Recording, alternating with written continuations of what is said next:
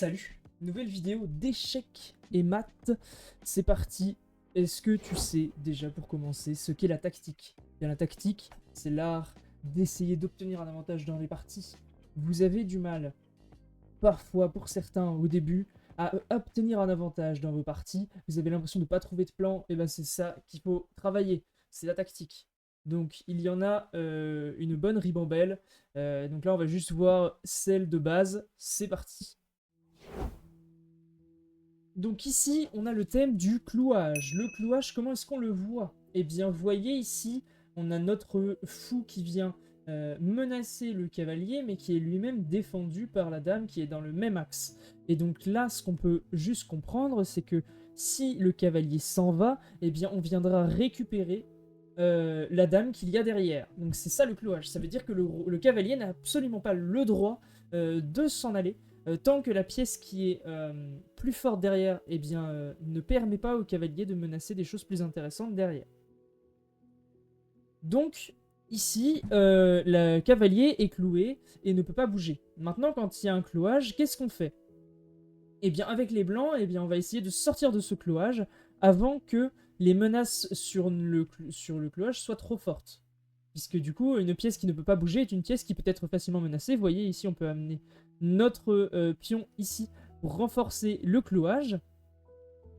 Et on menacera du coup de récupérer le cavalier avec un pion. Et donc on fera un échange cavalier contre pion. Donc on sera largement gagnant dans cette position.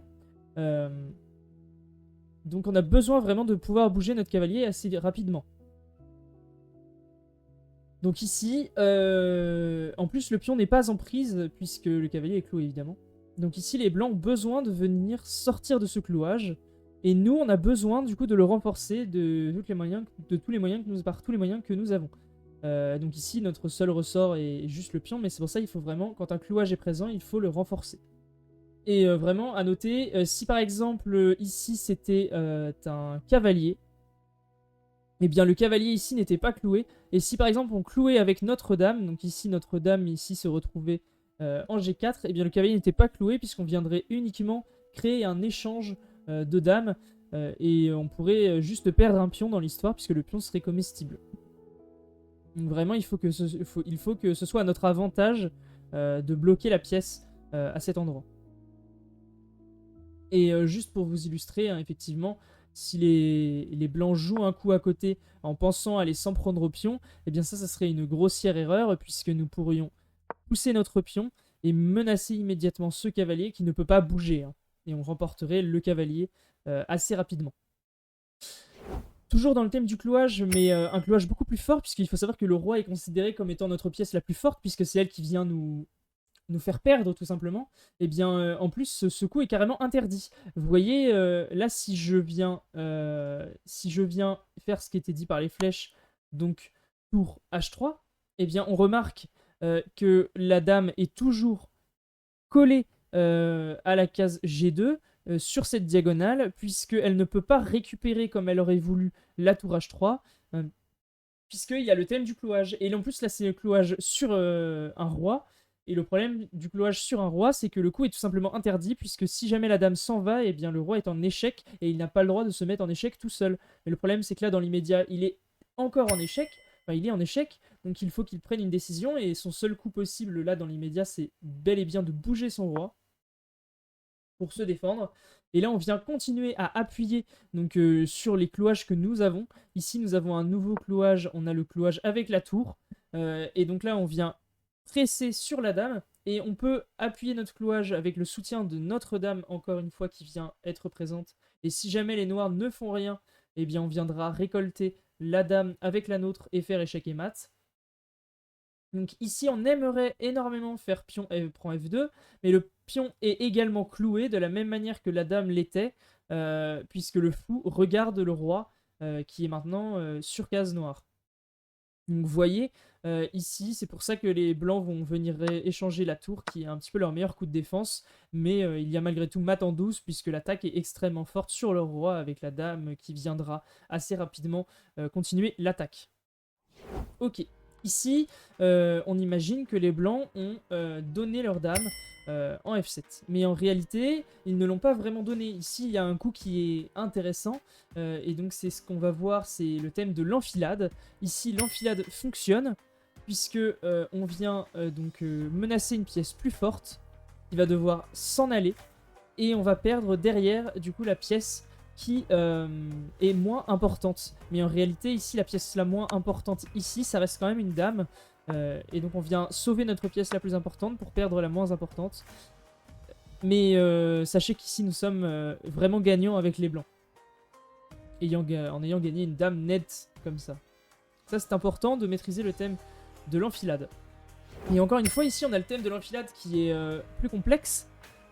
Ici, puisqu'il va falloir commencer par un sacrifice, enfin un semi-sacrifice. Ici, on aimerait bien ramener notre fou sur la case C6 qui viendrait en fait s'en prendre à la diagonale et à la tour qu'il y a derrière.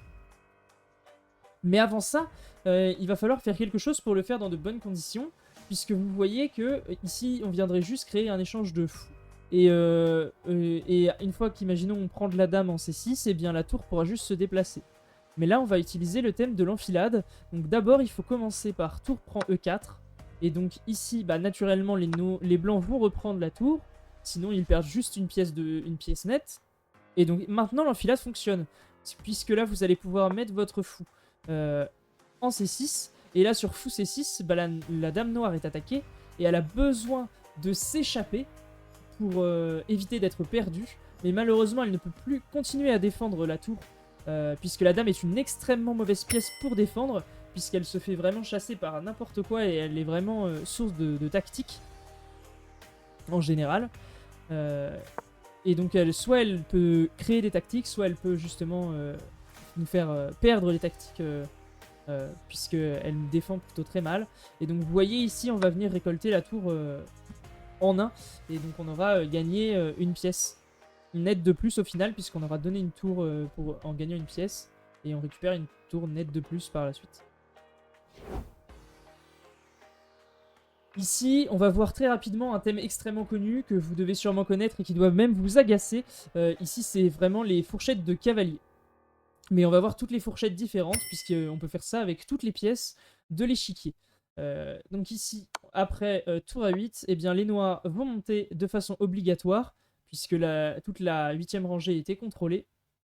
Et donc là, on va pouvoir administrer notre fourchette avec le cavalier. En plus, c'est sur échec. C'est pas obligatoirement sur échec, on le verra après avec la fourchette de pion. Mais du coup, on vient récupérer la tour sans souci. Donc ici, pour l'idée de la fourchette de pion ici fonctionne contre le cavalier et le fou, qui sont côte à côte. Ça arrive assez souvent qu'un pion soutenu puisse attaquer à la fois un cavalier et à la fois un fou.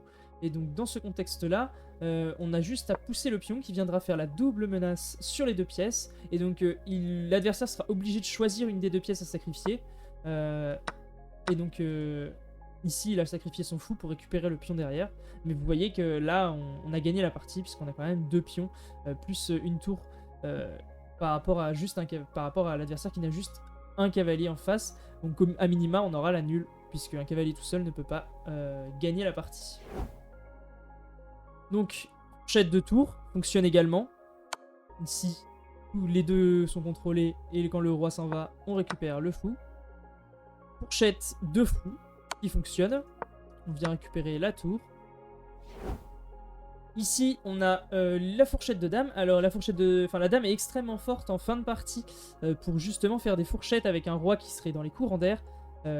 Si votre roi est dans les courants d'air, vous avez vraiment des menaces dans tous les sens. Méfiez-vous de vos pièces en l'air. C'est pour ça que, en fait, une finale dame contre tour est souvent perdante pour la personne qui a la tour, puisqu'il va y avoir des menaces de fourchettes avec les dames qui vont être très très faciles, puisque la tour a du mal à défendre ses diagonales. Donc ici, vous voyez, on vient récolter le pion qui vient créer donc cette fameuse fourchette, et on vient récolter la tour tout simplement.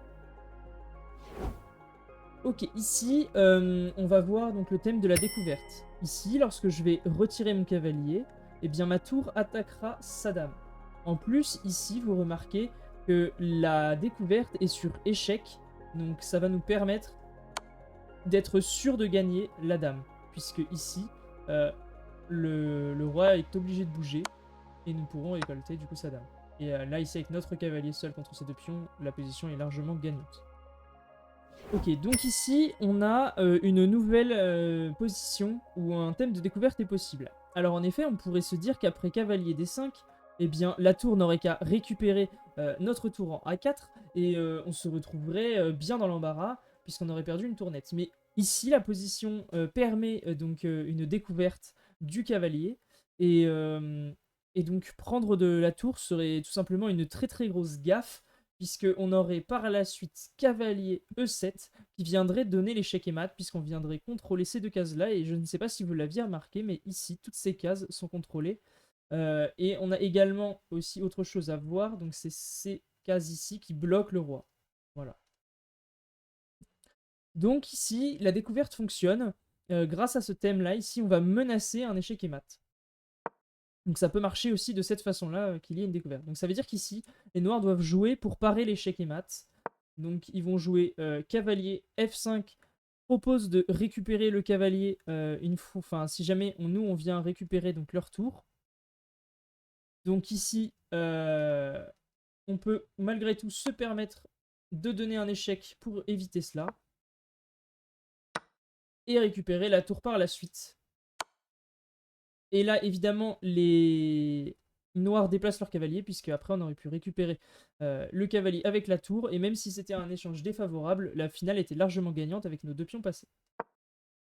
Donc c'était leur meilleure chance de gain. Un autre thème très très important, ici nous avons une position qui nous permet donc des doubles attaques. Ici, jouer cavalier D5 semble être juste une menace en 1. On menace la tour en F4 et on l'invite à bouger d'une certaine manière.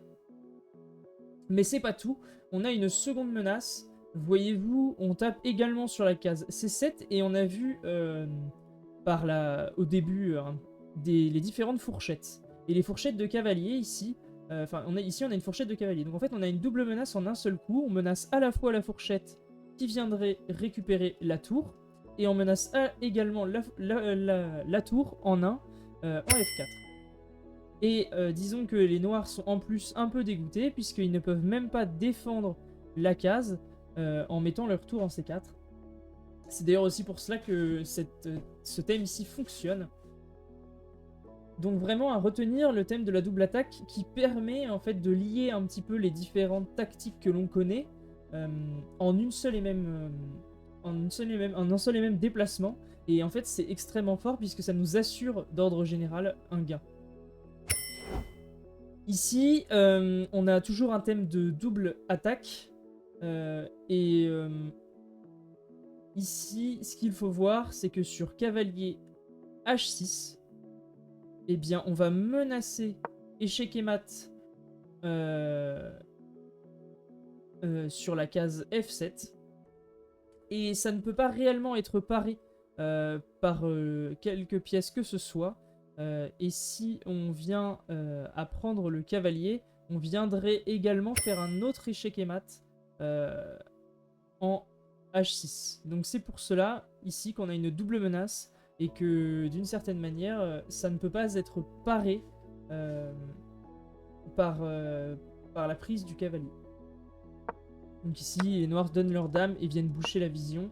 Et c'est ça qui va nous permettre un petit peu de gagner la partie.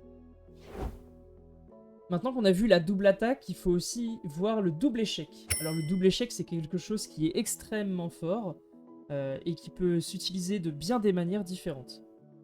Donc dans cette situation, mettre notre cavalier en B6 ferait donc un double échec. On pourrait se dire que ça menace la dame et on pourrait aller la récolter, mais en réalité les deux pions passés seront un peu chiants à arrêter avec la tour, et en plus on a un mat très rapide par la suite, vous allez voir.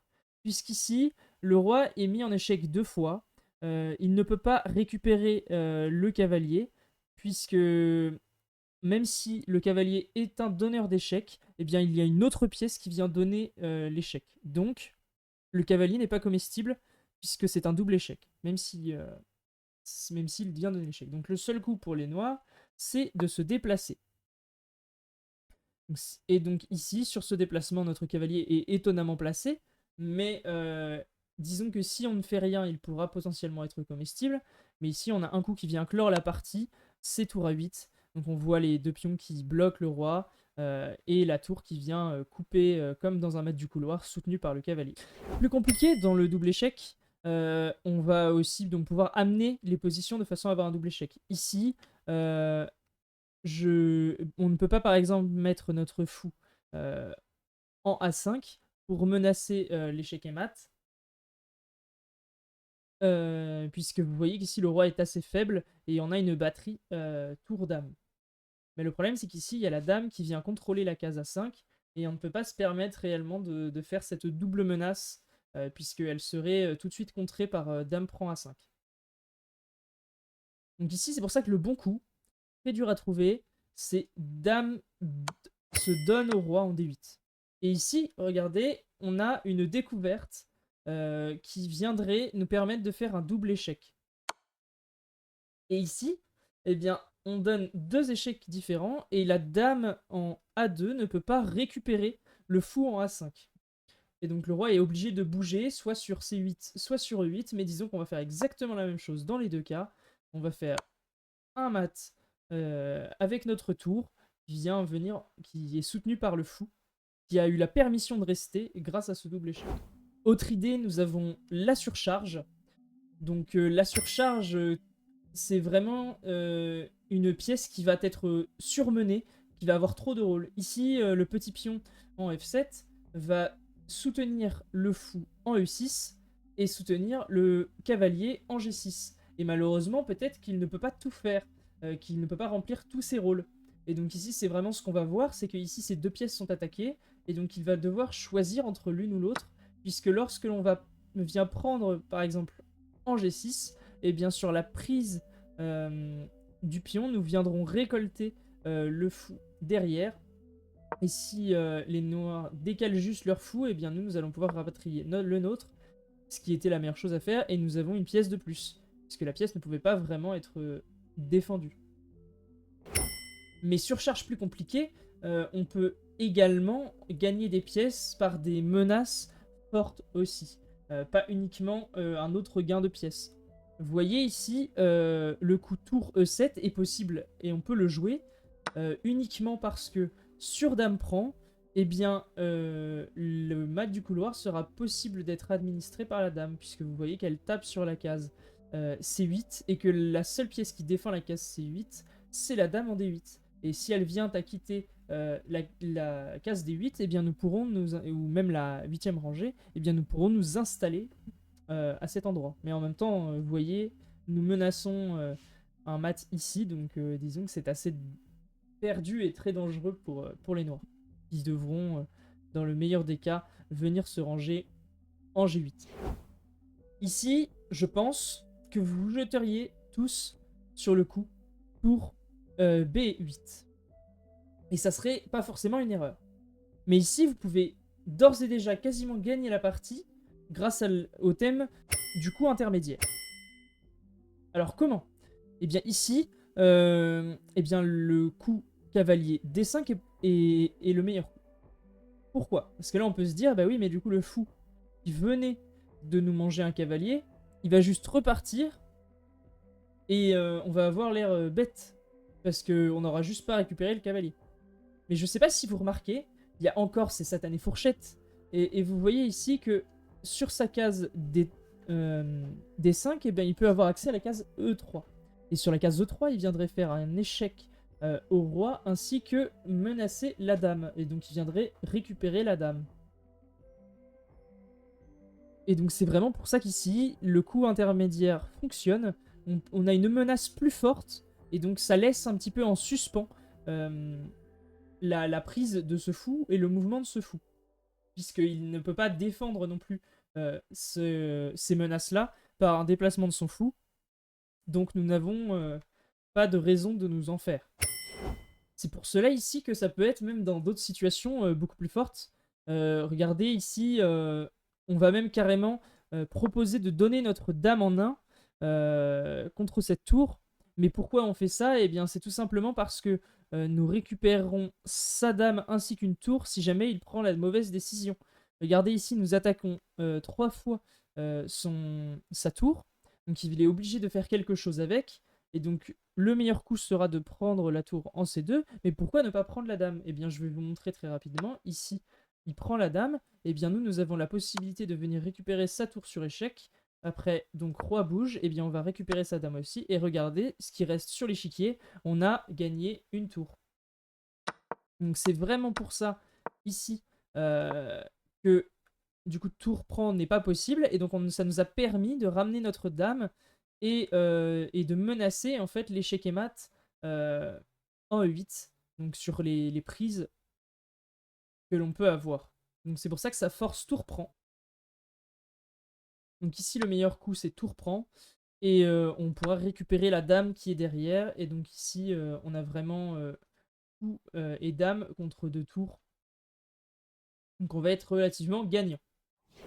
Ok, dernier thème que je voulais vous montrer. Donc ici c'est le thème du rayon X. Vous voyez ici le coup E8 est possible et est jouable. Pourquoi? Eh bien ici on peut considérer que notre tour elle peut défendre plus loin que la case qu'elle semble voir. Vous voyez ici la tour semble lui boucher la vue et on pourrait penser que sa limite c'est uniquement la zone contrôlée par la tour.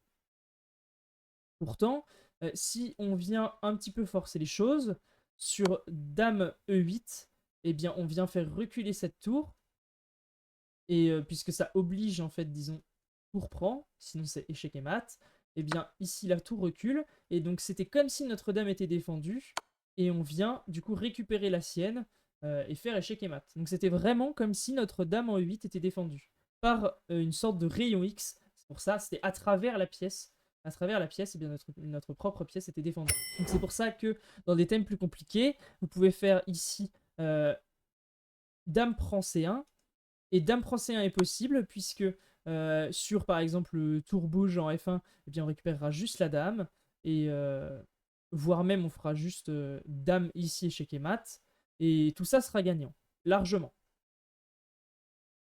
Et si jamais, eh bien, du coup, il vient nous échanger, eh bien, on avait du coup notre tour qui était par rayon X en train de défendre. Vous voyez ici, elle défendait derrière la dame. Et à ce moment-là, eh bien, on va pouvoir du coup donner l'échec et mat à la fin, mais c'était juste pour vous montrer que ici la tour défendait Notre-Dame. Et donc on n'avait pas peur du tout de récupérer la tour en C1. Voilà, c'est tout pour moi au niveau des tactiques de base. J'espère que vous avez appris de toutes ces tactiques. Il y en a d'autres, des plus difficiles, mais celles-ci, c'est vraiment les plus essentielles à maîtriser au départ. Et vous allez vraiment réussir à retirer déjà de nombreux avantages en maîtrisant tous ces thèmes. Donc n'hésitez pas à faire beaucoup de problèmes là-dessus pour pouvoir les voir davantage et beaucoup plus facilement. Vous pouvez chercher par titre. Je vous les ai tous nommés. Donc vous allez pouvoir les travailler à votre guise. Ceux qui vous semblent, ceux sur lesquels vous semblez peut-être avoir le plus de lacunes. En tout cas, merci d'avoir regardé cette vidéo. Si ça vous a plu, vous pouvez toujours essayer de me soutenir. Et en attendant, je vous souhaite une bonne journée.